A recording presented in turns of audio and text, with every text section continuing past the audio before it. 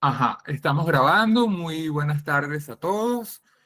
Muchísimas gracias de verdad por su presencia. Tenemos un público bien interesante durante esta jornada en la cual nos va a compartir una idea bien interesante nuestro amigo Vladimir Colmenares. Procedo a presentarlo. Abogado, emprendedor e inversionista con más de 28 años de experiencia en el desarrollo de negocios corporativos y 6 años dedicado a la creación y gestión de startups bajo metodologías ágiles e innovadoras. Director de Startup Venezuela, Zoom Internacional Venezuela, organizaciones enfocadas en acelerar el emprendimiento y la innovación en Latinoamérica. Cofundador de Legal Media, empresa orientada a soluciones legales y tecnológicas, coach y mentor de emprendedores con amplia experiencia en formación de talento, liderazgo de equipos ágiles y desarrollo de ecosistemas de innovación. Apasionado por la tecnología, el talento y la sostenibilidad, apasionado por la tecnología, el talento, la sostenibilidad y el crecimiento con propósito. Bueno, muchas gracias a Vladimir Colmenares que nos va a compartir esto. Bienvenido, el escenario es todo tuyo, Vlad. Bueno, gracias Juan, gracias a todos nuestros queridos compañeros. Buenas tardes a todos. O sea, yo quiero comenzar agradeciendo profundamente al ecosistema emprendedor de Lara, a los gremios, a las universidades, a los emprendedores y a las organizaciones que siempre están presentes en todas nuestras actividades, ¿verdad? Esta conversación no es un acto académico y mucho menos una exposición técnica. Esto es muy importante, es una conversación sobre nuestro tiempo, sobre quiénes estamos siendo como ciudadanos, como líderes, como país y sobre quiénes necesitamos empezar a ser para transformar realmente nuestra tierra. Es importante que sepan que este plan del que vamos a hablar hoy se comenzó a redactar, se comenzó a conformar hace muchos años, pero se comenzó a redactar a finales de enero, cuando todavía no estábamos, digamos, en la coyuntura que estábamos, ¿no? Hubo en una conversación, en los que no son creyentes, discúlpenme por esta introducción y respetar un poquito nuestras creencias, pero en una conversación con Dios en enero, sobre todo después del 10 de enero, bueno, ¿qué hacemos? Se me dijo, no abandones tu propósito y específicamente, pónganse a trabajar en un plan. Y fíjense que para ese momento no sabíamos que íbamos a estar en la situación que estamos ahorita, ¿no? Y es muy interesante porque cómo nos adelantamos, cómo este propósito, esta visión nos ayuda a de alguna manera seguir adelante, a avanzar a pesar de las dificultades de nuestro contexto. Este plan Lara 4.4 es más que un documento, es una declaración de propósito, es el reflejo de una convicción. O sea, no hay transformación territorial sin transformación del ser. Es importante también aclarar que esto no es de mi autoría o construcción, no es una sola persona la que ha trabajado en este plan, sino es el resultado de todo un colectivo que durante los últimos 10 años hemos estado trabajando, pensando en la ciudad y su gente. Además, algo que me resultó muy interesante cuando se estaba diseñando el plan era que, primero, de alguna manera, todo lo que estamos incluyendo ahí ha sido validado, prototipado en unos pequeños productos mínimos viables que se pusieron en práctica en la ciudad en los últimos años, sin recurso alguno, sin presupuesto, pero que se hicieron. Es decir, que vamos a hablar no solo de la teoría, sino que vamos a hablar también desde la práctica, desde lo que ya casi todos los que estamos presentes aquí en esta sala pudimos evidenciar, pudimos vivir en estos últimos 10 años en Barquisimeto, el estado Lara. Esto es una recopilación incluso de imágenes y láminas que esos autores y protagonistas de este viaje han realizado. O sea, que ustedes van a ver cosas de presentaciones que han hecho Juan, que ha hecho Enilce, que ha hecho Noel, que han hecho Gerardo Puleo. Entonces, les va a ser, digamos, que un espacio muy familiar, porque si bien soy yo el que lo estoy presentando, no es algo que obedece a mi única y propia autoría.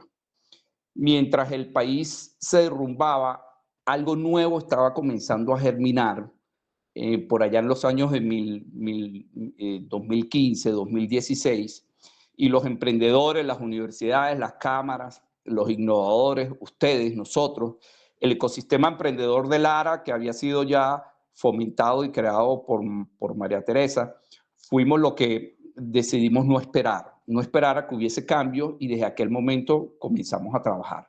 Nos reinventamos sin presupuesto, sin apoyo del Estado y sin garantía, e hicimos cosas increíbles.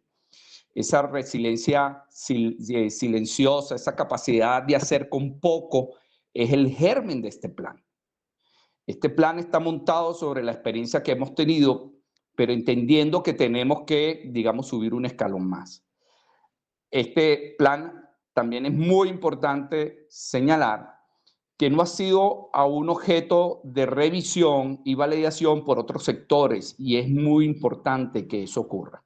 Si bien su origen y su germen proviene del trabajo de un colectivo, es muy importante que se siga expandiendo, difundiendo, y precisamente para recibir el feedback y aportes de otros sectores y otros espacios que sabemos que están muy preocupados, no solo por la ciudad, el Estado, sino por el país. Entonces, es un papel de trabajo para mejorar y complementar. Es muy importante aclarar esto, sobre todo porque sé que en estos espacios hay gente experta, gente capaz, gente que ha venido trabajando mucho de estos temas, y no queremos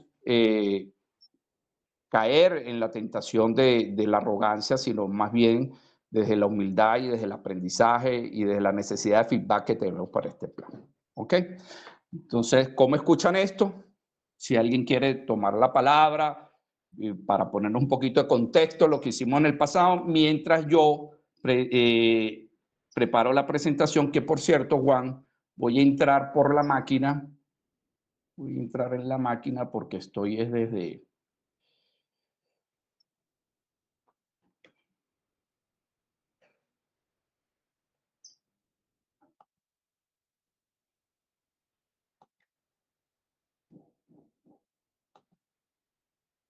Voy a silenciarme un momentico, voy a salir por aquí, voy a entrar por la máquina para que no me haga feedback, es para que no me haga aquí.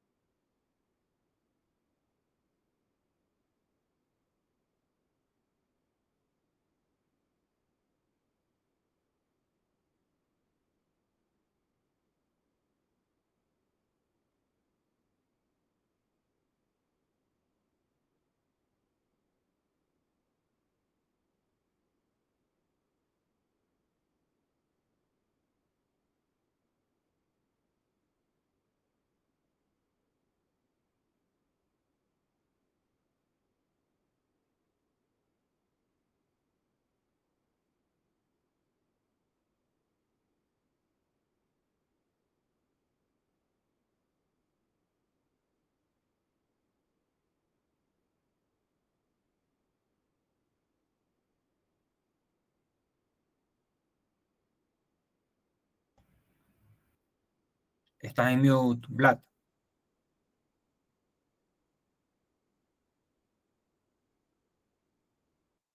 Ahora se me escuchan.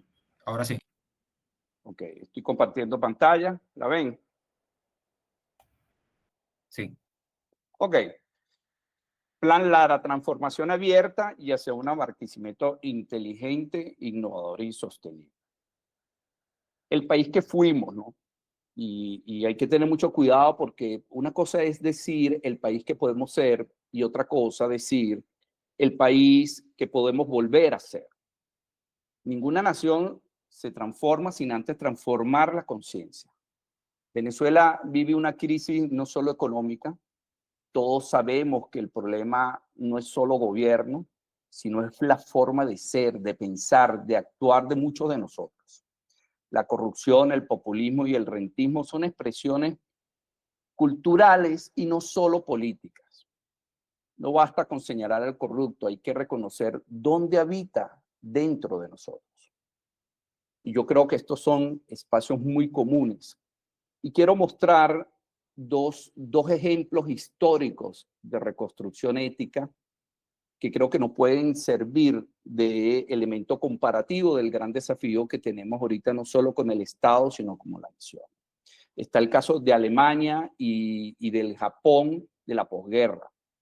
Cómo ellos entendieron que la modernidad no era, no era solo infraestructura, sino que era un cambio profundo en el ser humano.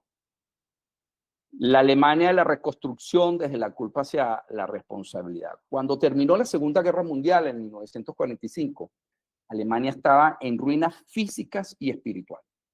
Ciudades estaban devastadas y había millones de muertos, un país dividido y sobre todo una nación moralmente colapsada.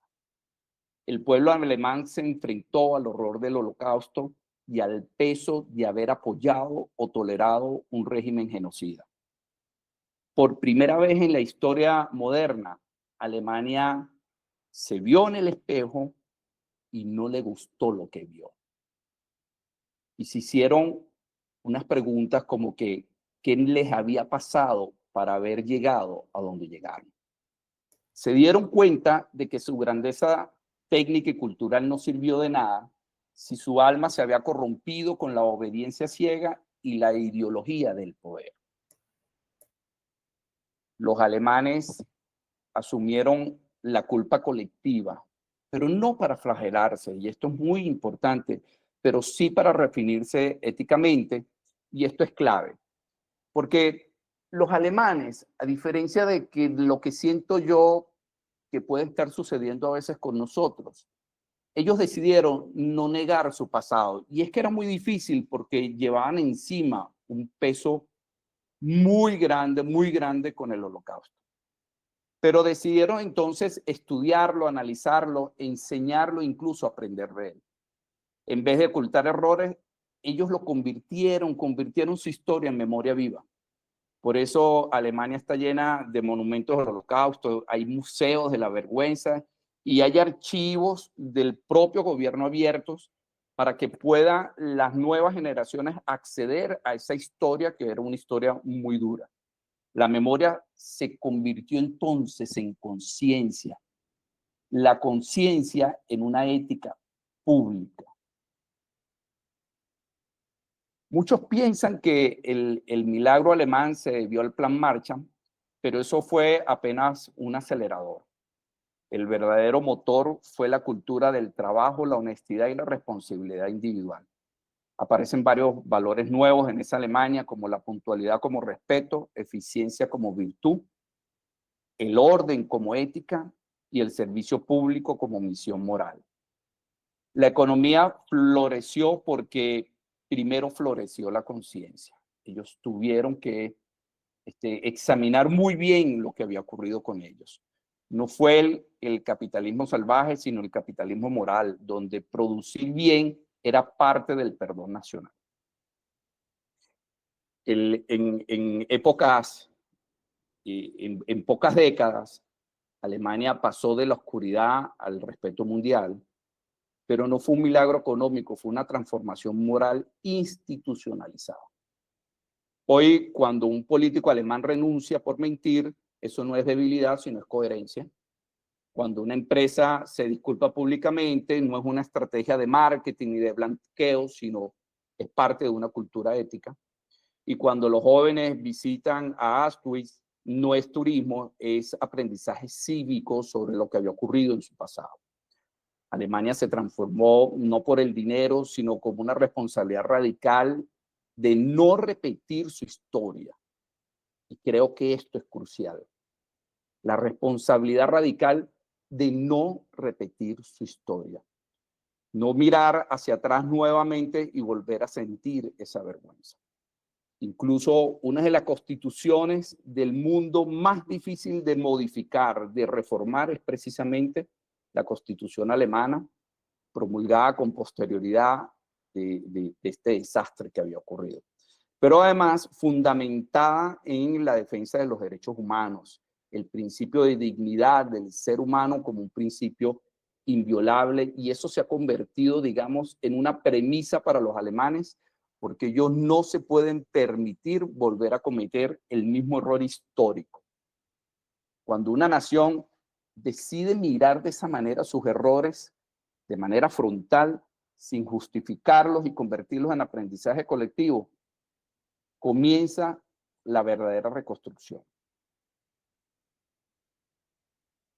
¿Qué errores nuestros necesitamos mirar?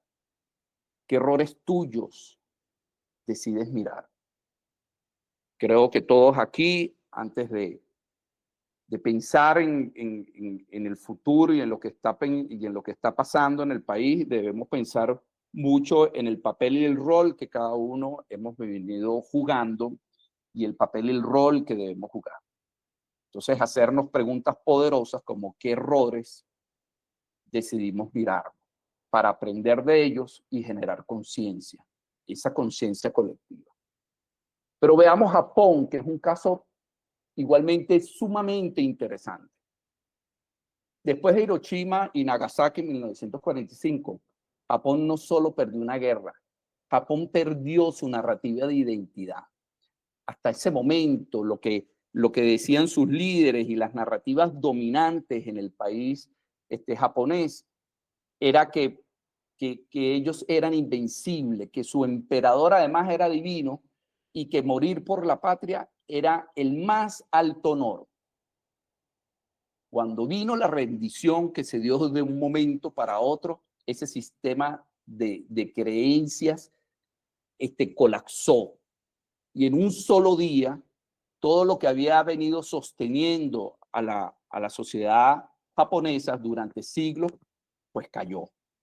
Y eso generó un vacío que no era solo económico, sino había un vacío existencial. Se trataba de responder una pregunta básica. Los japoneses decían, ¿quiénes somos ahora? Si ya no somos los guerreros del sol naciente. Y ahí comienza la reconstrucción del ser japonés y no solo del Estado.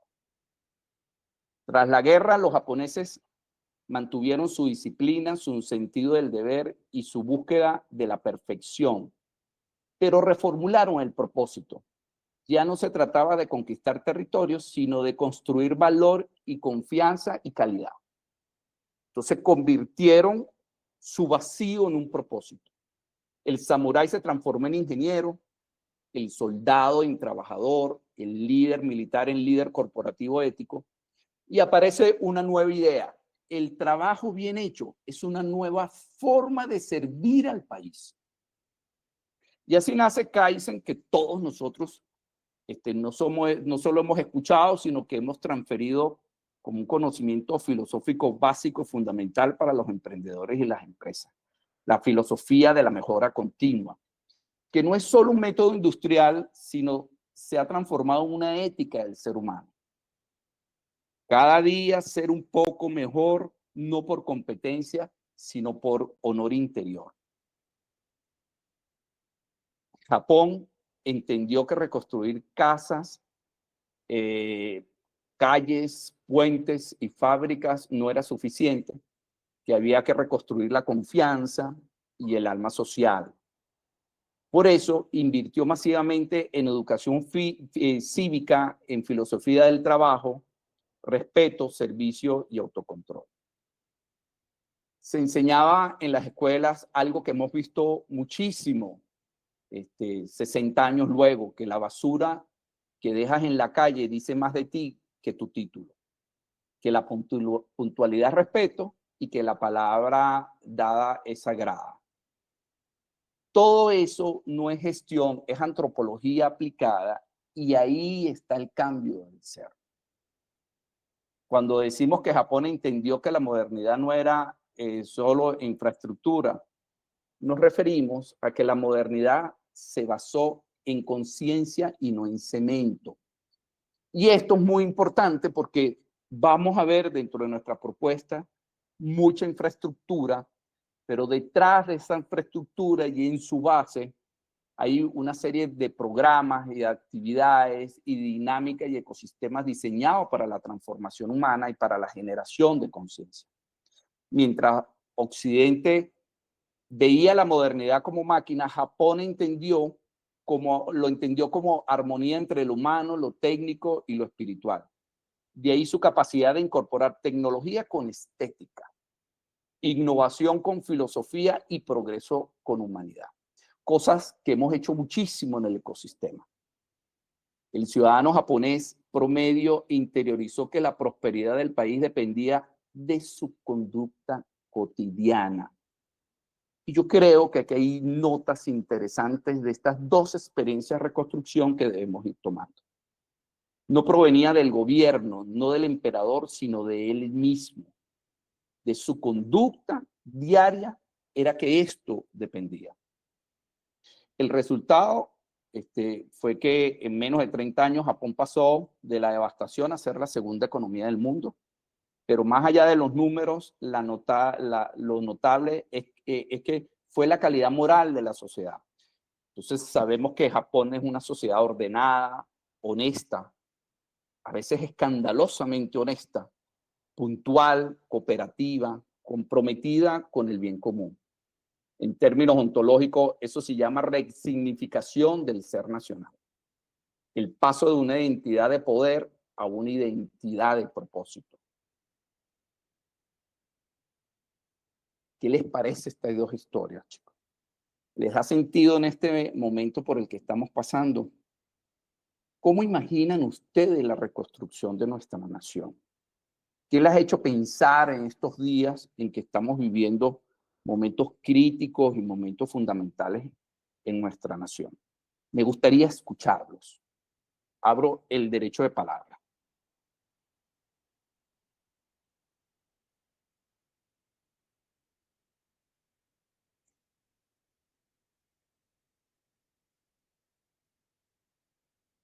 ¿Me están escuchando, verdad?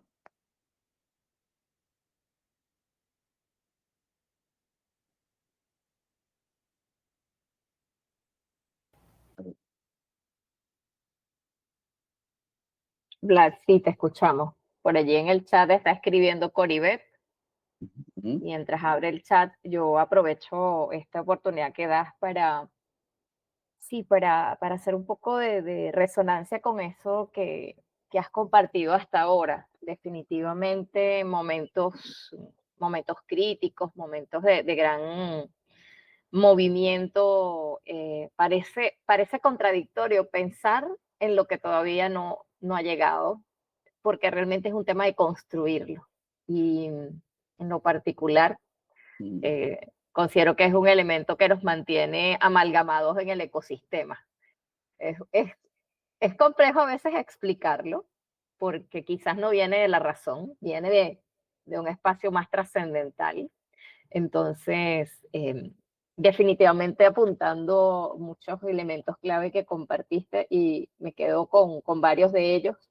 Uno es precisamente cómo la modernidad no es exclusivamente tema de cemento. Si hay que comenzar con algo, es comenzar con lo que tenemos. Gracias, Vlad.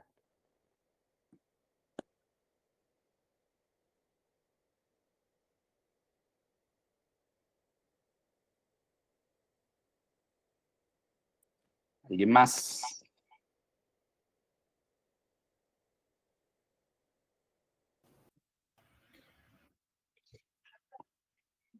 Yo opino que con todo esto, bueno, gracias por la invitación, Vlad. Coño, la educación es la base, ¿no? Y me disculpan la palabra. Y si no tenemos, pues, esa base, pues, se hace más cuesta arriba y a veces entra ese mismo autosaboteo de uno decir, seremos capaces. Pero creo que ahí es donde deberíamos apuntar, ¿no? En tener desde el granito de arena hacia la educación. Buenas. Bueno, Vlad, ¿qué te puedo decir? Definitivamente, pues sí, la única manera de transformar una vida, porque siempre es como lo que tú decías, construcción, bloques, cemento, y muchas personas, como siempre lo hemos dicho, piensan que las grandes empresas o los grandes países se construyen de vías ferroviarias o cosas nuevas, cosas trascendentales, la IA, y realmente de lo que estamos hablando es de un cúmulo de valores de valores que a su vez se van a transformar en hábitos saludables para una sociedad que realmente se quiera reconstruir, ¿sí? Transformar, ni siquiera reconstruir, se transforma, porque cuando tú decides transformarte, decides dejar lo malo y empezar a hacer lo bueno. Difícil, sí, ¿verdad? Porque no se gestiona del día para otro, pero la intencionalidad y el quererlo hacer, eso que son valiosos para transformar un país. Como tú dices, no tiene nada que ver con el sistema político, tiene que ver con nuestro sistema de valores. ¿Qué es nuestro sistema y cómo podemos cambiar esa conducta de valores aportando nuestro granito de arena de lo que Dios nos ha dado, de esa parte de conocimiento y de sabiduría a cada uno de nosotros? Gracias, Blas. Muy bien.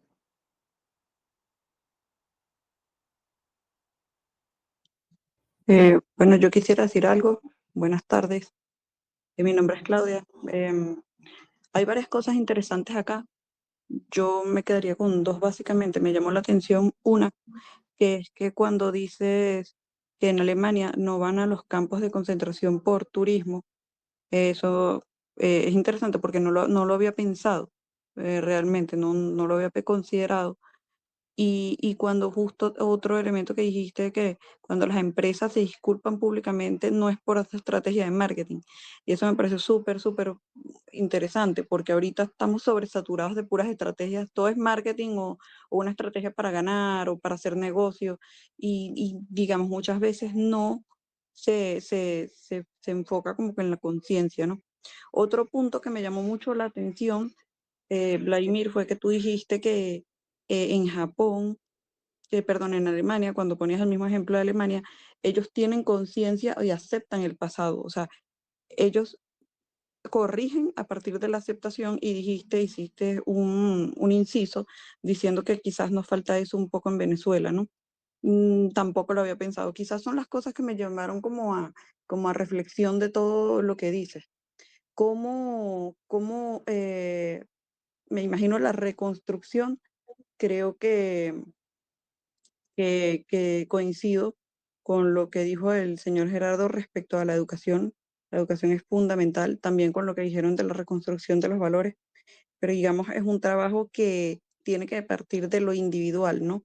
Porque, eh, digamos, de lo individual se va construyendo lo colectivo. Entonces, quizás eso es como lo que yo rescato. Increíble, me encantó y muchas gracias. Bueno, bien, gracias a ustedes, chévere, chévere. Veo que les ha sentido, ¿no? Y es muy importante este feedback, pero también hacernos unas preguntas, ¿no? Que son poderosas en este mismo contexto. ¿Qué parte de mí contribuye al país que yo mismo tanto critico? ¿Y qué parte de mí está dispuesta a cambiar para construir el país que anhelo? En la sintonía de la última intervención de Claudia.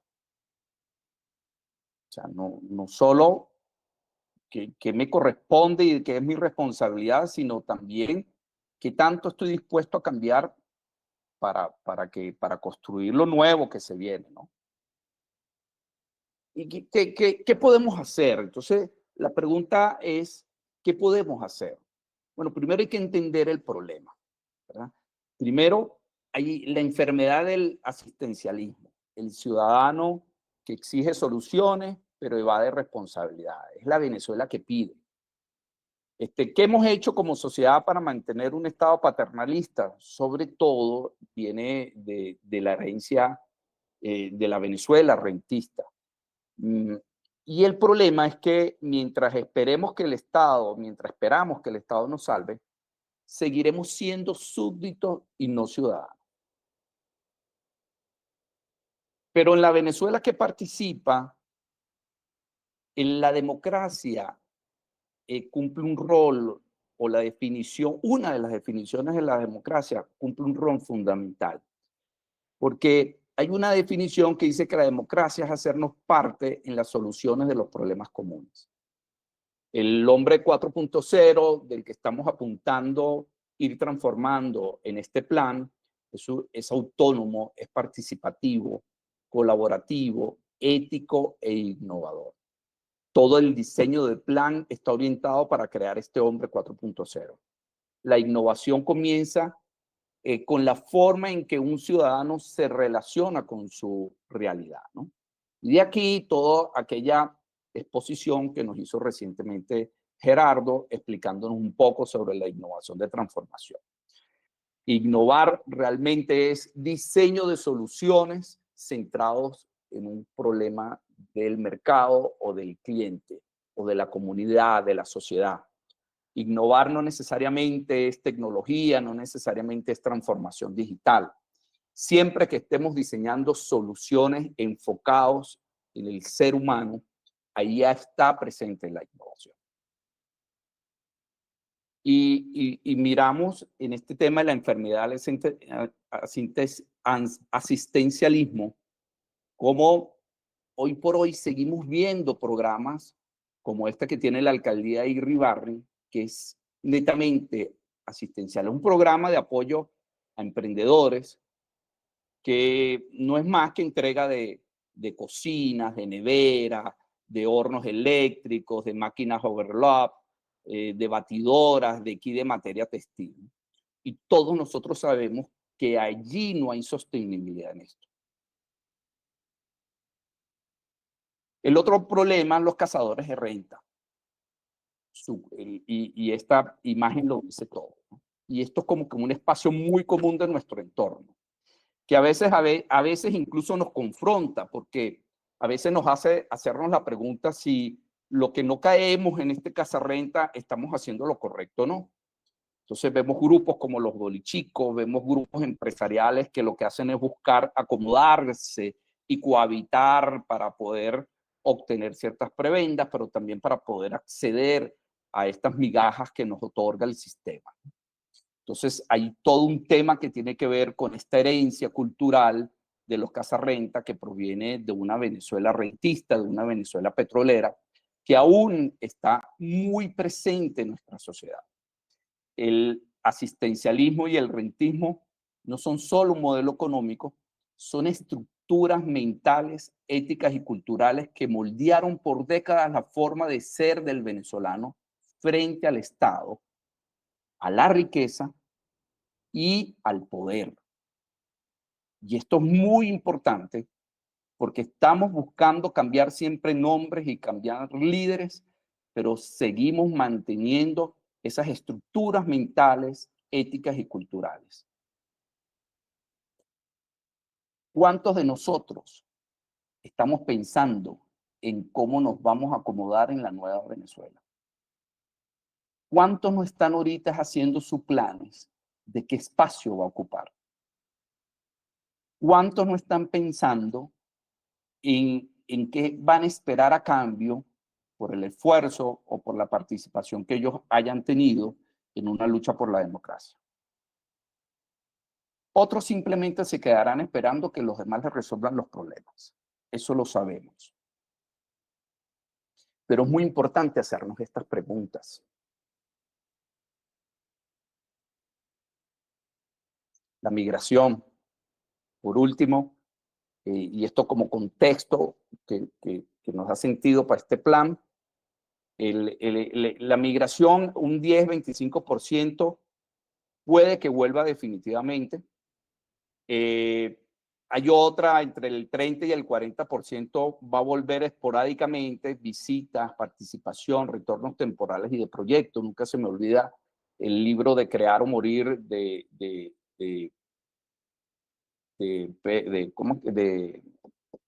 Oppenheimer, Andrés Oppenheimer. De Andrés Oppenheimer, que plantea que la migración tiene su lado positivo, porque es que el talento humano se prepara en otros países y esa preparación, ese aprendizaje, esas nuevas experiencias van a ayudar luego a su país de origen a crecer, a evolucionar. Pero definitivamente del 30 al 60% no van a volver porque ya han creado, ya se han establecido ahí, quemaron todos los barcos aquí, pero además ya tienen toda su vida hecha en esos países. Estas cifras varían muchísimo según la política estatal de retorno, la estabilidad política, las condiciones económicas, el deterioro social, incentivos de infraestructura institucional.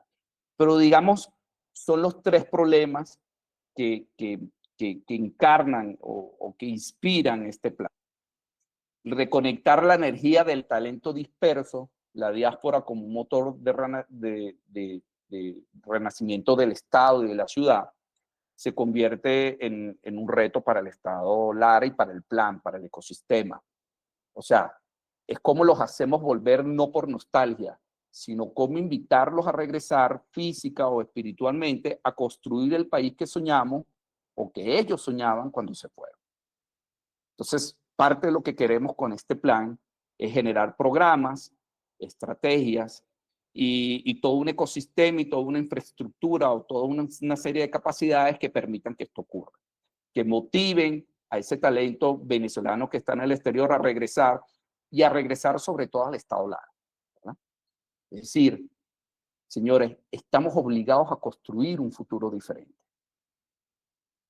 No podemos pensar en volver a ser ninguna de las Venezuelas que fuimos, sino una mucho mejor.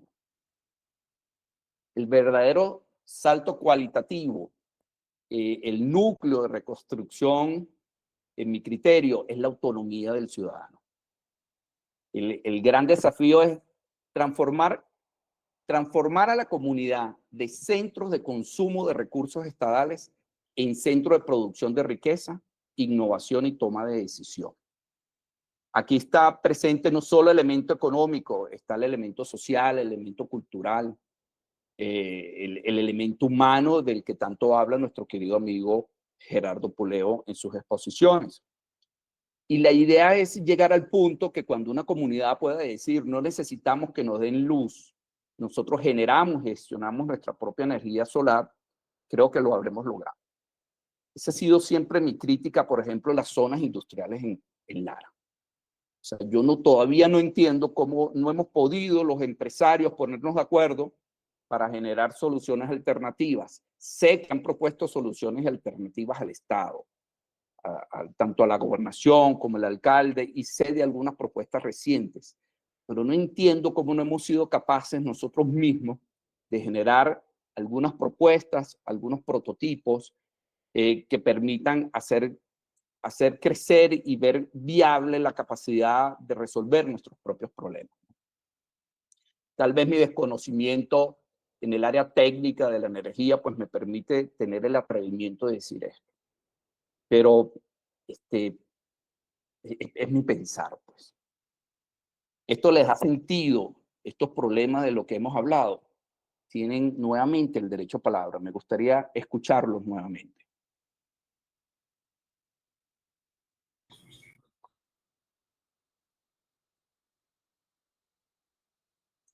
Adelante. Adelante, Nilsa.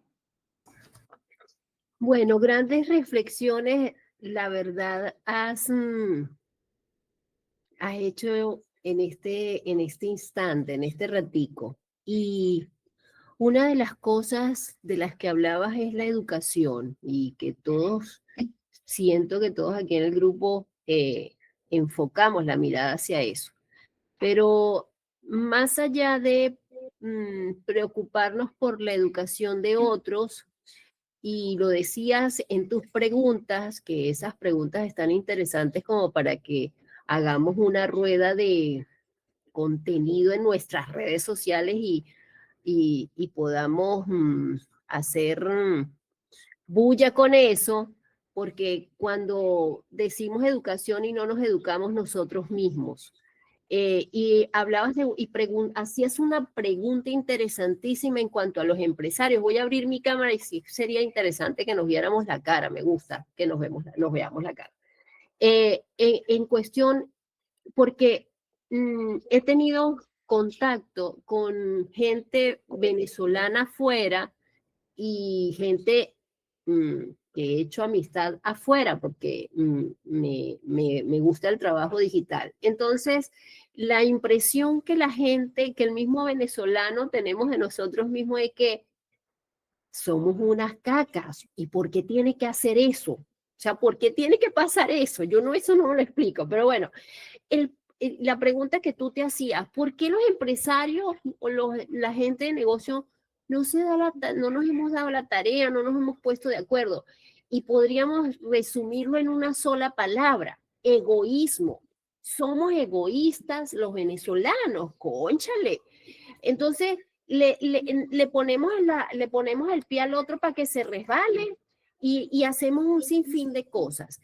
Los que sí estamos del lado que sí queremos, porque yo considero, de los años que tengo en el ecosistema, que nosotros somos raros. Nosotros, este grupo, somos raros porque hacemos cosas diferentes, pero afuera hay una cantidad de gente que se pone los pies y para que el otro se tropiece.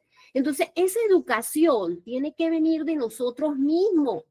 Entonces, ahora me preguntaba, yo escuchándote, Vladimir, ¿cómo puedo yo aportar? Aunque yo te digo sinceramente, mi esposo, que Dios lo tenga en su santa gloria, y yo sí habíamos pensado muchos años en qué vamos a hacer nosotros si estamos aquí, porque estamos aquí, qué vamos a hacer para meter la mano en esto. Mi esposo tenía grandes ideas con el tema de formar legisladores, porque para allá van diputados y gente solo a que pónganme donde hay, pónganme a donde hay. Bueno, eso decían los adecos y después eso se fue como transformando. Pero es que la educación tiene que venir de nosotros. Entonces, bueno, una de las cosas en las que yo puedo aportar y que sí soy buena es en educar a la gente para que se quiera a sí mismo, para que se quiera a sí mismo y quiera la tierra que nos vio nacer y que agarre un pedazo de tierra y siembre una mata, porque es que ni eso hacemos, ¿vale? Ni un arbolito. Entonces, y se me alteró la emoción. Entonces, muchas cosas de las que tú estás diciendo, Vladimir, creo que podemos ser nosotros replicadores de esto y que no solamente se quede aquí en esto, sino que nosotros vayamos allá afuera y o por lo menos que la pantalla se llene de más gente. O sea, que estas reuniones se hagan para más y que nosotros podamos hacer mesas de trabajo reales y que realmente vengamos a dar soluciones.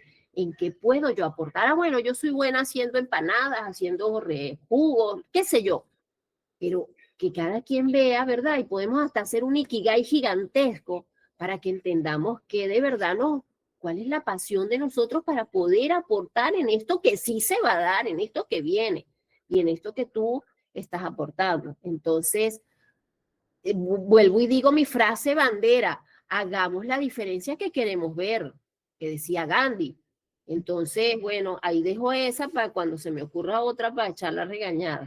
Mira, te voy a interrumpir porque hay varios derechos de palabra. Sí les agradezco que sean cortos porque vamos a durar 3 horas y después me van a echar la culpa a mí. Pero adelante, creo que Alberto Gallego levantó la mano. Adelante. Sí, bueno, primero que nada, me disculpan porque acabo de llegar a la reunión, no pude oír las presentaciones completas porque venía de allá de la zona industrial. Pero parece que, bueno, oír precisamente tu última pregunta, Vladimir: ¿por qué no se han los empresarios puesto a resolver el problema enérgico, de energía eléctrica? Bueno, le voy a decir muy sencillamente: el sistema eléctrico en Venezuela no permite que particulares, ya sea una casa o sea una fábrica, incorpore su producción de energía eléctrica al sistema. Eso está cerrado completamente. Te doy un ejemplo. En América Central, los centrales azucareros, su principal producto y donde vienen más ingresos es energía eléctrica, que la incorporan al sistema eléctrico del país. En Venezuela esto no es posible. Eso está cerrado. Eso no se puede hacer. Incluso han obligado a las empresas a comprar plantas eléctricas y que tienen que ellos producir un número de horas al día para su consumo, pero tienen que seguir pagando la energía eléctrica como si la tuvieran de Corpoelec. Entonces, eso lo que hace es encarecer más bien la producción aquí, aparte de los 18 diferentes tipos de impuestos que ya pagan las empresas.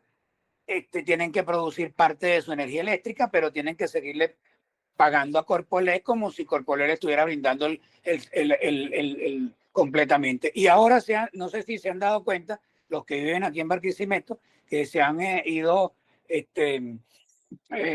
aumentando el número de cortes eléctricos. ¿Por qué?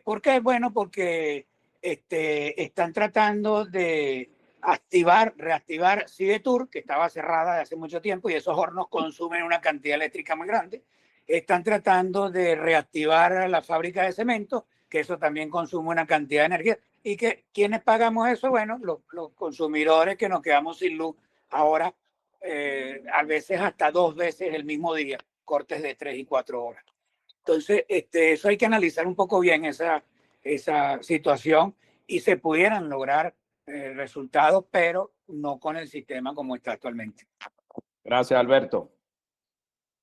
¿Alguien más? ¿Uno más? Yo quiero comentar algo breve, en función de lo que dice Agnice.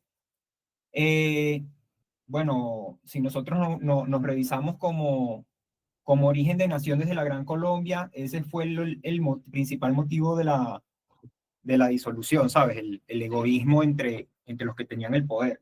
Incluso nuestro propio himno nacional lo dice, el vil egoísmo que otra vez triunfó. Y me dirán antipatriota y todo, pero yo odio ese pedacito del himno nacional, lo odio. O sea, si lo dice el himno nacional, entonces, ¿qué queda para lo que hacemos en el día a día? Creo que hay, por ejemplo, algo que sucede muy chévere acá en Colombia, que Juan también ha sido partícipe de eso, y es que, por ejemplo, en el ecosistema de startup y todo el tema, suceden muchas cosas donde personas que ya han logrado tener éxito, sea grande, pequeño, mediano, no tienen problema en compartir lo que les ha funcionado y los que no. Y ese network effect de poder o estar dispuesto a que, ¿sabes? A veces nos callamos cosas por miedo a cagarla o a meter la pata. Entonces creo que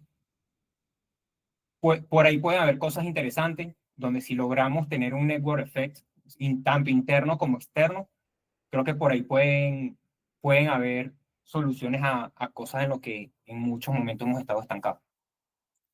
Bien, gracias. Pero vamos a continuar. Fíjense, dando un poco respuesta a esto, está el Plan Lara 4.0 como una manifestación del nuevo paradigma. Surge como una respuesta colaborativa y estratégica a los desafíos actuales y futuros del Estado. Pero no solo del Estado Lara, sino incluso de la propia nación. Reconoce que ningún actor puede resolver estos problemas por sí solo y que la transformación integral requiere la participación activa de todos los sectores. Por eso hablamos de innovación abierta. La conjunción de saber es fundamental. Gobierno, academia, empresas, sociedad civil organizada, comunidades y ciudadanos. Entonces, vemos a Barquisimeto como un hub de oportunidades. Es Barquisimeto como capital del Estado Lara, el epicentro de innovación y resiliencia, donde redes familiares, comunitarias y empresariales han sabido adaptarse a los cambios y mantener viva la esperanza de un futuro mejor. Barquisimeto, históricamente, por su ubicación geográfica, su cultura y su propio génesis, ha demostrado esto con creces. Este contexto complejo, aunque desafiante, ofrece una oportunidad, o sea, el contexto que estamos viviendo ahorita, ofrece una oportunidad única para implementar soluciones disruptivas que aprovechen las fortalezas que tiene el Estado Lara y sus municipios, es decir, las fortalezas locales, y respondan a las necesidades más urgentes de la población, pero además desde la propia población. Nuestra visión es convertir a Barquisimeto en la capital de la cultura, la innovación y el emprendimiento de Venezuela, y al Estado Lara como la región reconocida por su modelo de transformación abierta que integra tecnología, creatividad y participación ciudadana para generar el desarrollo sostenible y equitativo. Y esto lo seguiremos repitiendo hasta el cansancio y hasta verlo hecho realidad. Los fundamentos estratégicos del plan es que el Estado Lara pues, posee una ubicación estratégica geográfica, una riqueza cultural y un legado emprendedor y una base institucional sólida que la posesiona como el epicentro natural para liderar la transformación económica, social y tecnológica de Venezuela. Importante descentralizar esta actividad y descentralizar este epicentro de la capital de la nación. La cultura como identidad y proyección global, aprovechando el patrimonio cultural que tienen los barquisimetános. La mayoría de ustedes saben que yo soy del Táchira, ahorita estoy en el Táchira, estoy hablándoles desde el Táchira, pero es increíble el patrimonio cultural que va desde Quibor, desde los propios caroreños, los famosos caroreños, hasta, bueno, los tan sencillos como el propio Caudare y los municipios aledaños. Es increíble. Pero además el talento cultural que hay en la zona la hace propicia para la industria creativa y para todo lo que es la industria de la economía o las industrias de la economía naranja. La innovación como hub tecnológico del país, un ecosistema de innovación abierto, pensado no solo en una ciudad, sino pensado integrando el territorio total del Estado a través de mesas de trabajo y a través de unidades y núcleos que pueden ustedes observar en el plan. El que no lo tenga, escríbanos, y Juan, toma nota quien no lo tiene para nosotros mandárselo, pero se trata de integrar ese ecosistema, a través del ecosistema, integrar todo el territorio del Estado. Promover las ciudades inteligentes y digitales, sobre todo para lograr el tema de la transparencia de la gestión. No se trata de solo eliminar trabas y burocracias, sino hacer más transparentes los procesos, y creemos que la digitalización y la automatización facilita este trabajo, y en el mundo hay grandes experiencias en este sentido.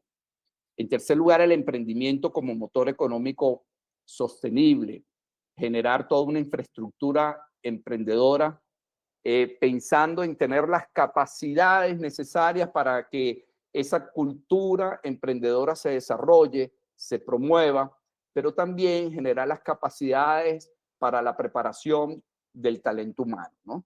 Entonces, se trata no solo de infraestructura física, sino también de una serie de programas que permitan que la promoción y la cultura emprendedora se difumine no solo en el estado Lara, sino en la nación en general. Modelos de negocios inclusivos y de alto impacto, pensando en emprendimientos dinámicos, pero también, como lo dijimos, en la innovación ciudadana. Entonces, hay unos programas especiales que son para esto, cómo llevar la innovación frugal y la innovación de la transformación a las propias comunidades para que ellas comiencen a hacerse cargo de ciertos problemas comunes que con los recursos que cuentan pudiera solucionar, sin necesidad de la participación del Estado, y así lograr esa autonomía de la que hablamos al principio.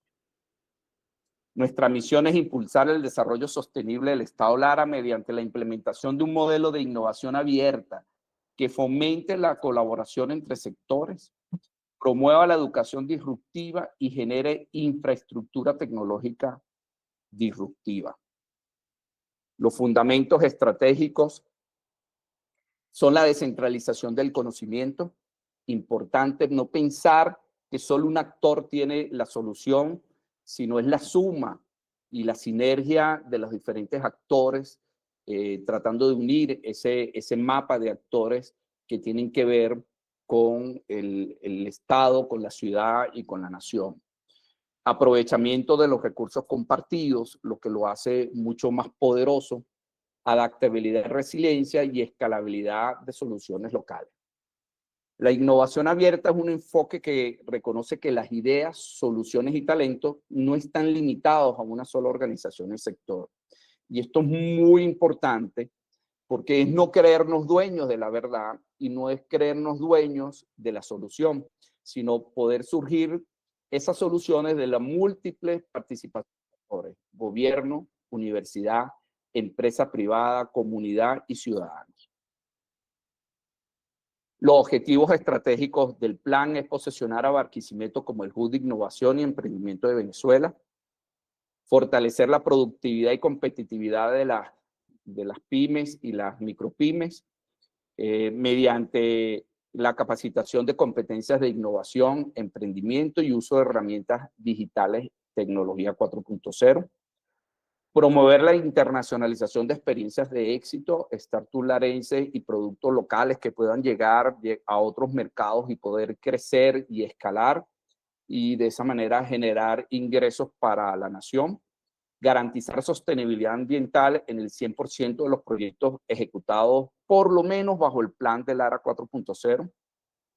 Implementar presupuestos participativos en todos los municipios a través del uso de herramientas digitales que permiten a los ciudadanos una participación directa desde sus propios hogares, de sus propias casas, para destinar recursos a proyectos de importancia para la comunidad, para su propia localidad.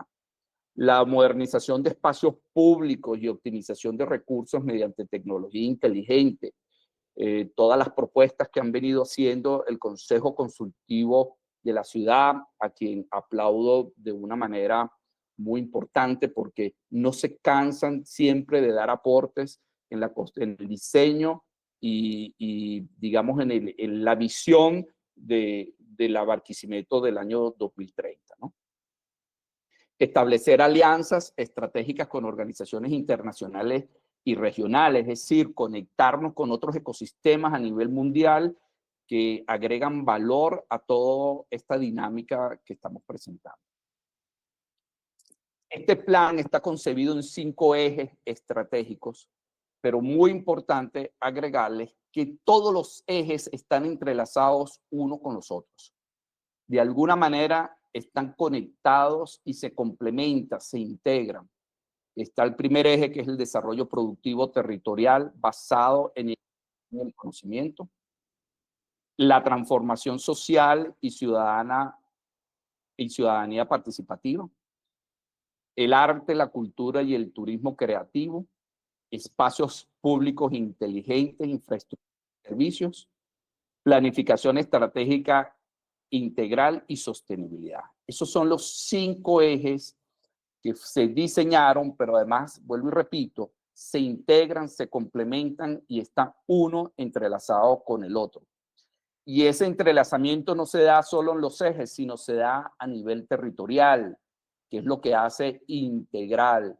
Y si eso lo conecta con la innovación abierta y la transformación humana, entonces es una integración del territorio y complementariedad de los ejes estratégicos basado en la conciencia social y conciencia humana. Este plan tiene unas iniciativas claves transversales, son 15. Por supuesto, vamos a hablar de un poquito de ellas, no podemos hablar de todas, vamos a hablar de las principales. Muchas de ellas ya las hemos venido cacareando y conversando desde el Consejo Consultivo de la Ciudad, desde estos propios espacios y otras áreas del pensamiento del Estado Lara y de Barquisimeto. Tenemos en primer lugar el Polígono de Innovación y Emprendimiento, que es un proyecto increíble o una propuesta que nace de unas chicas estudiantes de la Escuela de Arquitectura del núcleo de Barquisimeto, Puleo, que lamentándolo mucho, algunas de ellas no están en el país, pero que incluso su propuesta transformó la manera de presentar una tesis de grado en la universidad. Sirvió de ejemplo y de motivación para que otros estudiantes, al hacer sus tesis de grado, se centraran en hacerlo pensando en cómo transformar su entorno, la ciudad y cómo impactar a los demás. Y eso es muy interesante y lo vamos a ver. Está el Distrito de Economía Creativa, está Metro Lara Aéreo, está la incubadora y aceleradora estatal Startup Venezuela, está el Laboratorio de Innovación Universitarios, los clubes de emprendimiento universitario, espacios maker para liceos públicos, redes comunitarias de emprendimiento y cooperación que son fundamentales para esa transformación humana de la que hablamos en las comunidades, programas y para conectar o interconectar las políticas y proyectos a ejecutar con las necesidades de esa comunidad, los programas de agricultura inteligente, pensando en el gran potencial agrícola que tiene el Estado Lara, que es uno de sus principales, además de la agroindustria y otros, Está la agroindustria innovadora, están los corredores gastronómicos y artesanales, la conectividad digital, las ciudades inteligentes, creación del Consejo Estratégico Lara 4.0, con unas características bien particulares, porque requiere la participación de todos los actores, y mesas de desarrollo local en cada municipio para interconectar ese territorio, como se los había dicho. Son 15 iniciativas que pueden ver ustedes descritas en el plan, incluso con métricas y con una explicación clara de cómo se relacionan con cada uno de los 5 ejes que le acabamos de mencionar. Hay también unos planes especiales en salud, referidos sobre todo al tema que siempre se ha propuesto dentro del ecosistema, de crear estos grupos empresariales en el área médica, clúster médicos en el área de medicina.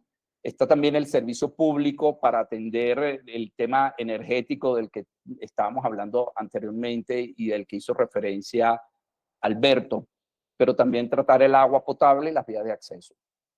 Hay uno que es mi consentido, es mi favorito y es por donde yo comenzaría, que es el Programa Especial de Formación, Capacitación y Desarrollo del Talento Humano Emprendedor, porque este programa contiene como la suma de todo lo que hemos venido haciendo para formar al emprendedor, para formar al muchacho desde la escuela, los colegios y las universidades, no solo en el área del emprendimiento, sino en el área de la transformación humana a través de la innovación.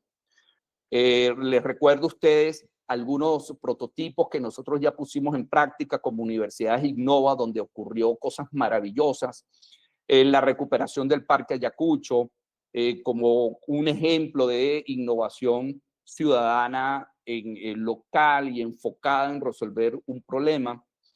Y está incluso algunos programas que presentó Juan y los fundadores del ecosistema referidos a Emprende Lara. Entonces hay programas que atienden desde el muchacho para que el muchacho vaya creando estas narrativas y vaya ocurriendo esta transformación, esta generación de conciencia y transformación cultural, transformación del ser humano, hasta el emprendedor en fase de internacionalización o soft landing. Es lo que más me encanta este programa especial, porque es la suma. Incluso ahí está reflejado Circanvas, que es un programa que no entiendo todavía cómo universidades chilenas lo tienen en sus staff y nosotros aún no, ¿no? Entonces, la creación de fuentes y financiamiento especializados para el ecosistema de innovación y emprendimiento Estado Lara, porque sabemos que sin fuentes de financiamiento podemos llegar hasta una etapa. Es lo que nos ha ocurrido a nosotros, que hemos logrado hacer cosas con lo que tenemos, pero llega un momento que para poder seguir a la etapa siguiente se requiere financiamiento, se requiere apoyo al emprendedor, apoyo a todos estos programas y a todos estos proyectos, no solo empresariales, sino ciudadanos. Y ahí es donde hace falta promover la creación de estas fuentes de financiamiento.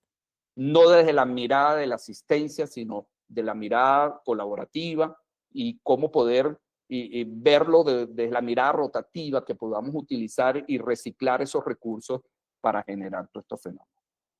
Son 4 estos programas especiales que lo van a ver ustedes descrito ahí y los pueden revisar tranquilamente. Vamos a hablar de unas iniciativas transversales. El polígono de innovación. Ya ustedes lo han escuchado de nuestro querido hermano Gerardo Puleo. De hecho, las imágenes son de algunas de sus presentaciones que ha hecho en años anteriores. Nos muestra el caso de Singapur, como espacios territoriales diseñados con una infraestructura y con unos programas de capacitación y formación donde se permite que todas estas narrativas y toda esta dinámica ocurra. Hay el encuentro del ciudadano, hay el encuentro de emprendedores, pero también de la cultura, de los cultores, escritores y filósofos que permiten que la magia ocurra. Cómo generar una infraestructura donde la conectividad y la formación pueda ayudar a acelerar y catalizar todo este cambio y toda esta transformación humana de la que tanto estamos hablando. Como bien lo dice nuestro querido amigo Juan,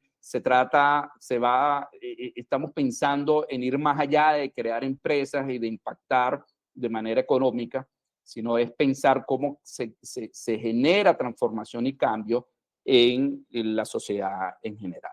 Vemos el caso de Medellín, el famoso, y por qué todos hablamos de ellos, porque bueno, cuando hablamos de lo que ocurre en Europa, en Asia y en América del Norte, pues entonces lo vemos como unos ejemplos lejanos, y nos encanta recordar siempre que al ladito tenemos un ejemplo claro de cómo estas cosas se pueden hacer. Porque además cuando las mostramos como plan, proyecto, siempre la gente dice, bueno, y ojalá se queden ustedes para la conclusión, porque hay un desafío final en la conclusión. La gente dice, bueno, pero es que estos son cosas imposibles de lograr, son sueños muy grandes, pero vemos cómo otras ciudades y otros países lo hacen, y son países y ciudades muy cercanos, muy parecidos a nosotros, que no solo han estado en situaciones parecidas, sino incluso peor. Aquí vemos entonces una maqueta de lo que es este polígono de innovación y emprendimiento en el oeste de la ciudad, que aglutina unas zonas muy importantes. ¿Y por qué Barquisimeto? Bueno, es una ubicación, tiene una ubicación privilegiada, tiene excelente accesibilidad y un potencial económico. La idea es que conectar el comercio y servicios con entorno agrícola, industria y actividades financieras, ¿no? Entonces, es mirar a Barquisimeto desde las diferentes, digamos, ubicaciones, Carora, Duaca, Yaritagua, Quibor, Acarigua, y ver cómo los encontramos en ese punto y núcleo central que es el oeste. Lo que me encanta de esta propuesta, además, es que recoge una premisa fundamental que planteábamos nosotros hace algunos años en el ecosistema. No solo es un polígono de innovación, sino son varios, son 5 polígonos que están proyectados en diferentes áreas, 2 en la zona del oeste, una un poquito más allá, que es el emprendimiento oeste 2, pero además unos subcentros de innovación y emprendimiento que me encanta porque nosotros lo veíamos como unos módulos de innovación, pero que se ven aquí reflejados en la zona sur y en la zona norte de la ciudad.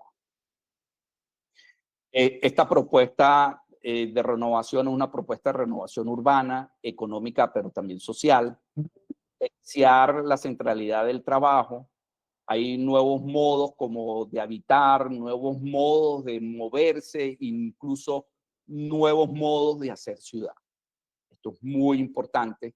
Involucra de una manera muy importante las universidades ubicadas en el oeste y las zonas industriales. O sea, eso está como muy papita, muy pancita, como papelal, ¿no? Hay accesibilidad terrestre y aérea en el oeste, hay zonas industriales y servicios, universidades, y hay 80% de terrenos vacíos, como nos los explicaba en estos días Gerardo, y hay equipamientos deportivos.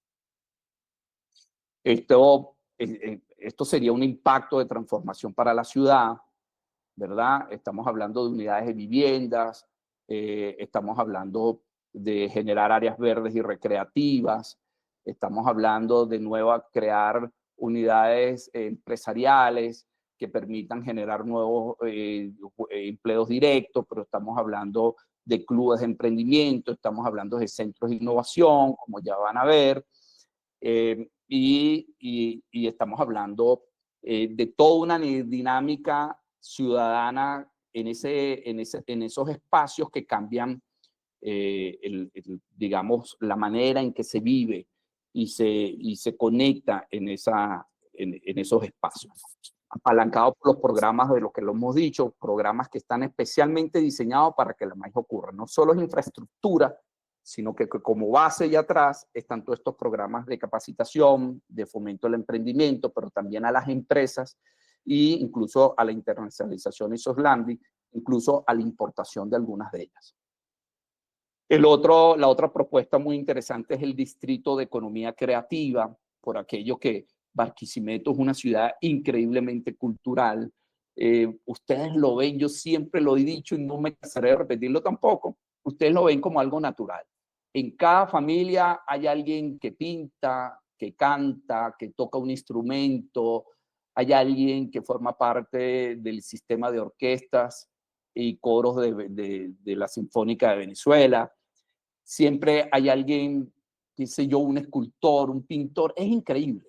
Pero en Barquisimeto tú te paseas por los barrios y tú escuchas un cello, escuchas un violín, escuchas una guitarra de un muchacho que está practicando.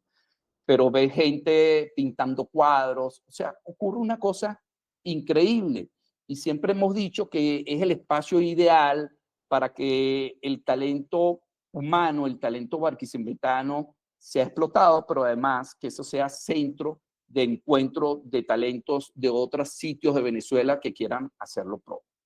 Vemos, por ejemplo, tenemos como ejemplo el Distrito Creativo del Bronx, que acaba de ser nominada a Premio Internacional, y vemos como ahí pues se da toda una dinámica que tiene que ver con esta industria de la economía naranja, la industria del talento, la industria del conocimiento, de la creatividad, que de alguna manera en Venezuela no lo vemos con el potencial que hemos visto, pero ya todos los que están aquí presentes saben el potencial que tiene esto, no solo como desarrollo económico, sino como transformación social. Entonces, en el barrio del Bronx, que era un barrio altamente peligroso, comienza a darse la pacificación, los cambios culturales, la delincuencia y la criminalidad comienza a desplazarse, a disminuir los índices delictivos. Entonces, es increíble lo que la cultura hace, ¿no?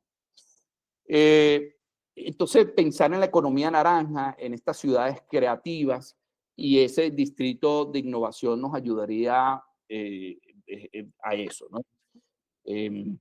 Generar infraestructura para que estas cosas existan, ¿ves? Va a servir para el emprendimiento, pero también va a servir para la cultura y la economía naranja. Centros de innovación, que también ha hablado Gerardo, vemos algunos ejemplos como el de Singapur, como el del Centro de Aprendizaje de Alemania, Múnich, el Centro de Innovación de Medellín, y el que nos habló en estos días Gerardo, del Centro de Innovación de Anacleto Angelini de la Universidad Católica de Chile. Las universidades aquí son unas instituciones claves del ecosistema de emprendimiento e innovación. De hecho, son las que motivaron la generación de este ecosistema, ¿no? Se piensan en la creación de varios centros de innovación en estas mismas áreas que le hemos hablado, en estos mismos polígonos y polígonos de innovación y distritos creativos. La creación de la aceleradora Startup Venezuela. Durante años hemos como que resguardado este nombre. En Caracas apareció una startup y tuvieron que cambiarlo a Startup Summit porque se dieron cuenta que ya existía una Startup Venezuela aquí en Lara, y si bien sin recursos no hemos podido hacer grandes cosas, no hemos dejado de hacerlas. Y estamos como que reservando el nombre de Startup Venezuela para que llegado el momento podamos crear por parte del Estado esa gran aceleradora que atraiga al talento venezolano que está en el exterior, incluso atraiga otros talentos extranjeros y apoyen y ayuden a los talentos nacionales y locales. La idea es atraer y generar una infraestructura y una serie de programas que no tienen solamente que ver con creación de empresas, de negocios y sociales, sino tiene que ver también con programas de innovación comunitaria y de transformación social. Yo siempre, esta imagen me encanta porque desde que yo vi eso y yo dije, epa, ya va, este es la sede de Tecnoparque. Y esto está perfecto para hacerlo donde funciona la Corporación de Desarrollo Endógeno Economía Social. Generar toda esa transformación de ese espacio y generar todos estos programas y todas estas dinámicas y todas estas narrativas poderosas de transformación. Los espacios Maker y programas STEM. Nosotros hicimos un piloto, que me acuerdo lo hicimos en el Parque Metropolitano y fue todo un éxito. Pero estos son espacios destinados para las escuelas y los colegios para que los chamos desde temprana edad comiencen a meterse en estas narrativas, comiencen a generar algunas competencias que tienen que ver con la innovación, que tengan que ver con el emprendimiento, con la creatividad. Y entonces son programas enfocados en la ciencia, en la tecnología, en la ingeniería y la matemática, ¿no? Pero estos programas, incluso hay un prototipo ya que está funcionando en Barquisimeto, funciona en el centro comercial en la última etapa, el que está ya al final de la Avenida Lara, el Río Lama, en la nueva etapa del Río Lama, la última etapa del Río Lama, y es increíble las cosas que allí ocurren, al igual que el prototipo que hicimos nosotros en el Parque del Este, ¿no? Eran chamos creando robots, chamos creando y diseñando y creando soluciones a algunos problemas. Entonces es increíble lo que ocurre cuando tú comienzas a chamo meterle esto, temas que tienen que ver con robótica, con computación, con ingeniería, etcétera, etcétera. Entonces, una especie de mecatrónica destinada para chamos, ¿no? Y crear espacios en algunas escuelas, en algunos colegios, para que esto sea más fácil de hacer, para que se den esas narrativas. Aquí hay una imagen que me recuerda mucho de esas experiencias, como a través de material de desecho y reciclaje y algunas herramientas que conseguimos, lo hicimos durante varios fines de semana y los resultados eran increíbles, lo que estos chamos hacían sin necesidad de la intervención del adulto. Lo que esos chamos hacían eran cosas que uno no se las podía creer, ¿no? Bueno, y como nada más para hacer alguna mención de los programas especiales, son los programas de innovación para comunidades, escuelas, liceos y universidades. Es la versión aquella que ustedes vieron de Universidades Innova, pero incluso en la comunidad y en esas escuelas. O sea, entender de qué trata la innovación.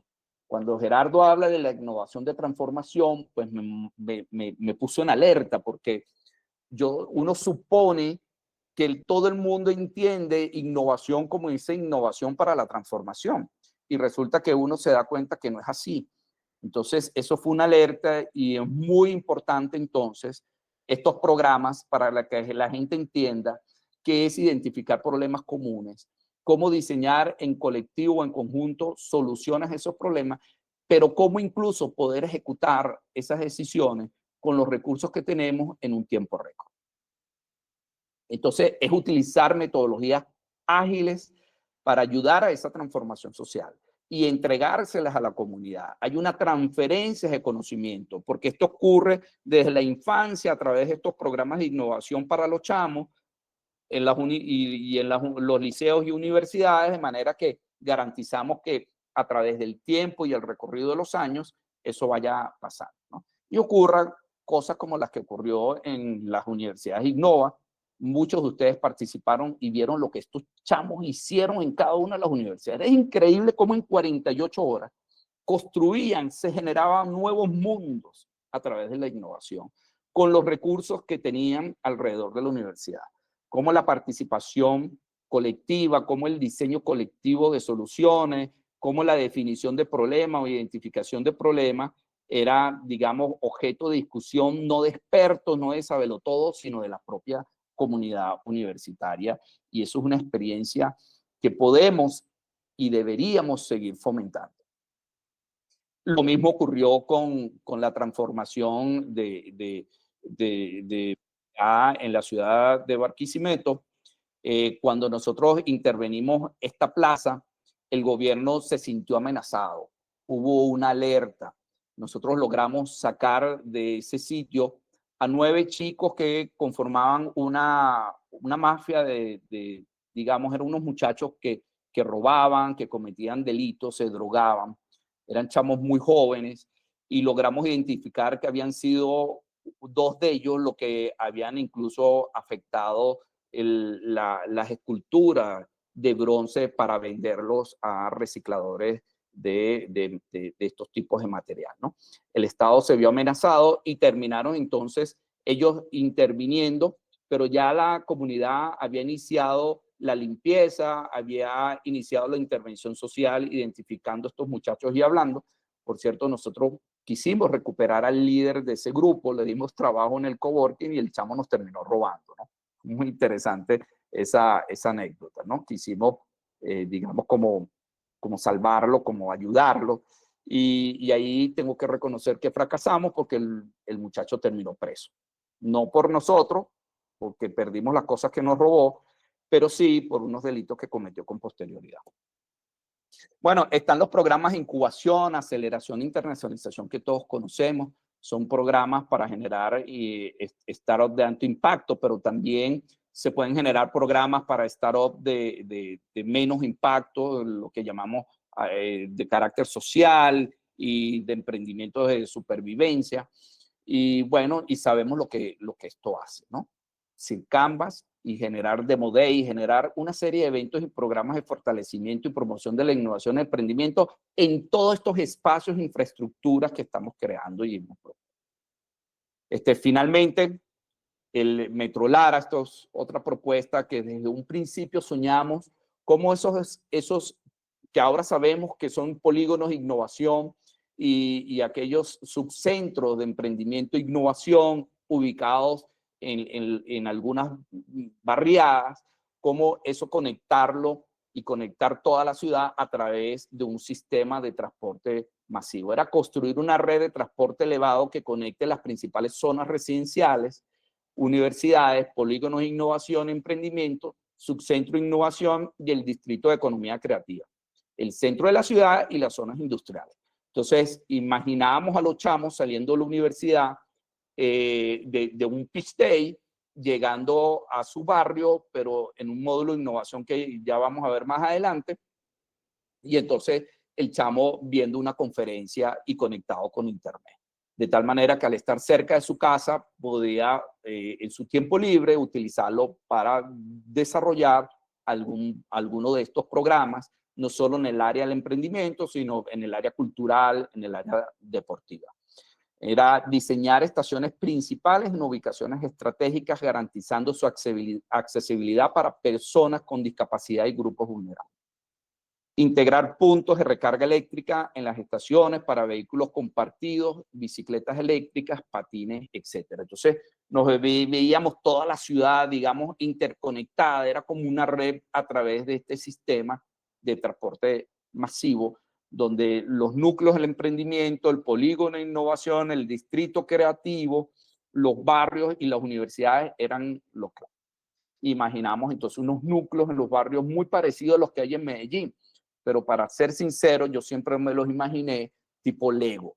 No cuadrados, siempre no sé por qué me lo imaginé ovalado, pero además que fueran estructuras movibles que pudieran transformarse, que pudieran cambiarse. Entonces, la metáfora del Lego me dio sentido en aquel momento que soñé con esos subcentros de innovación, esos módulos que permiten que también al llegar y estar cerca de casa y los fines de semana y durante el tiempo libre, puedan los chamos acceder a herramientas y a capacidades necesarias para que esta transformación de innovación abierta, no solo empresarial, sino social, se lleve a cabo, ¿no?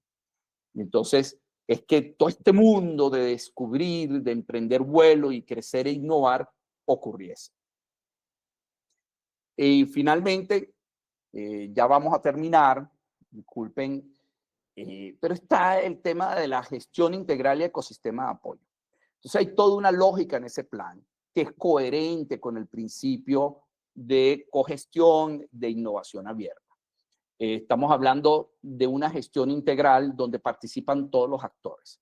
Entonces no es el Estado imponiéndose sobre la sociedad, la comunidad, sino son los ciudadanos decidiendo, diseñando y colaborando. Por supuesto, algo que siempre he tenido claro es que hay escalas de proyectos. Hay proyectos que tú puedes hacer con la comunidad, pero hay proyectos de mediana y gran escala que necesariamente tiene que ejecutar el Estado. Y me dio sentido algo que no está en el proyecto y debemos agregar, esta promoción que está haciendo el Consejo Consultivo de la Ciudad y Gerardo Puleo de, digamos, una organización administrativa que permita esa gestión integral junto con el ecosistema de apoyo. La ejecución requiere de este plan, requiere de cerebro y un corazón.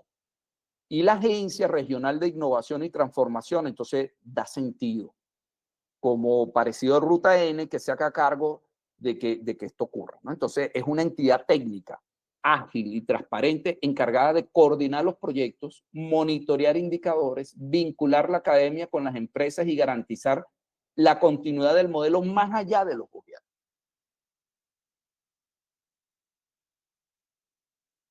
Ahora aquí, allí nos hacemos una pregunta muy importante. ¿Qué parte de este plan depende de mí y qué parte de este plan depende del Estado? Sabemos que hay una parte, la gran parte, depende del Estado por el tema presupuestario, el tema de inversión, el tema regulatorio, el tema de responsabilidad, el tema de competencias, ¿no? Pero también es muy importante saber que muchas de estas cosas dependen también de nosotros. Y si no nos estamos respondiendo a esa pregunta, es que no nos estamos haciendo las preguntas correctas. Porque lo ideal es que tanto las cámaras como las universidades y sus miembros, el ecosistema, empresarios, emprendedores y sus miembros, nos hagamos esta pregunta. ¿Qué cosas dependen de nosotros? Y aquí viene mi reflexión final. Pienso que en el momento histórico que estamos viviendo, tenemos que dar un paso más y pasar de ecosistema a un movimiento. Ya vimos el qué y el cómo, pero toda transformación necesita un quién. Y ese quién somos nosotros. Yo honestamente me cansé ya de hablar con alcaldes, candidatos a alcaldes y alcaldes elegidos y hablar con gobernadores. Y esperar horas en su despacho para que me atiendan durante días enteros. Es obstinante, es indignante, es irrespetuoso. Y no solo no escuchan, no solo no están abiertos a participar, sino que además se burlan de una propuesta que surge y nace no de una persona, sino de un colectivo. Entonces te das cuenta que no son congruentes, pero además entiendes, válgase la redundancia, que no entienden un carajo. Entonces yo creo que el ecosistema tiene que dar un paso y dejar de ser o pasar de ser un ecosistema a ser un movimiento. Imaginarnos la comparativa entre la Medellín de antes, que está dominada por los criminales, cuando Pablo Escobar, una Medellín llena de criminalidad, de violencia, una Medellín en la que la gente le daba miedo salir porque no sabía si en el autobús o que se iban a montar iba a explotar una bomba. Y la Medellín que pasó del miedo a la innovación, de ser la ciudad más violenta del mundo a ser el laboratorio global de creatividad y tecnología social con mayor visibilidad en Latinoamérica. Pero ¿qué pasó con Medellín? Hubo un momento en que sus empresarios, sus académicos y sus innovadores dijeron, ya basta. Si queremos cambiar la ciudad, tenemos que entrar a gobernarla. Y recuerden ustedes quién fue el alcalde que impulsó todo el movimiento de la ruta Medellín. Era un empresario, no era un político que se cansó de hacer lo que nosotros hemos venido haciendo los últimos años. Tratar de hablarles a una política sorda e ignorante y mediocre que no entienden ni piensan en la ciudad y el Estado y que no piensan en grande sino en chiquito y todo lo ven imposible de lograr. Entonces, yo creo que nosotros tenemos el desafío de hacernos esa misma reflexión. Si queremos cambiar la ciudad, tenemos que entrar a gobernarla. Ellos no esperaron a que el cambio llegara. Ellos decidieron ser el cambio. El ecosistema emprendedor de Lara debe asumir el rol histórico de liderar el cambio político y cultural en la región y la nación. Desde lo local, impulsando una candidatura dual, gobernador, gobernación y alcaldía con una visión innovadora, ética y participativa, comprometida con este plan. No seguir jalándole mecate a estos carajos que lo que les interesa es el populismo, la manipulación y los votos. No se trata de conquistar cargos. Sé que muchos de los que están aquí le corren a eso, pero sí de conquistar conciencia. El Plan Lara 4.0 no es un documento, es una declaración de transformación por Lara y por Venezuela. ¿Estás dispuesto a liderar este cambio? Y cierro con esto. Así nació Ruta N, la agencia de innovación que transformó su modelo económico y social. Fue el resultado de que un ecosistema como el nuestro decidiera convertirse en movimiento político y cultural. No esperaron el cambio. Hoy, nosotros, el ecosistema emprendedor de Lara y todos los miembros y otros ecosistemas que lo conforman, como el el Consejo Consultivo de la Ciudad, las cámaras, las universidades, tenemos ante nosotros una oportunidad histórica. Si queremos que este plan sea ejecutado correctamente, debemos trascender la consultoría y asumir el liderazgo político. No por ambición de poder, sino por coherencia ética, porque solo quienes han vivido la innovación, la transparencia, la creación de valor, puede gobernar con propósito. Hagamos nuestras propias primarias. No se trata de ser candidatos para mandar. Se trata de ser referentes morales, gestores del futuro y servidores del bien común. Yo no sé ustedes, yo tengo candidata para la alcaldía, que es Motiva, pero yo creo que tanto el Consejo Consultivo de la Ciudad, las cámaras, las universidades y el propio ecosistema debe llevar y tener una reflexión profunda a esto. Disculpe que les haya leído, esto lo escribí a última hora y quería compartirlo con ustedes. Gracias.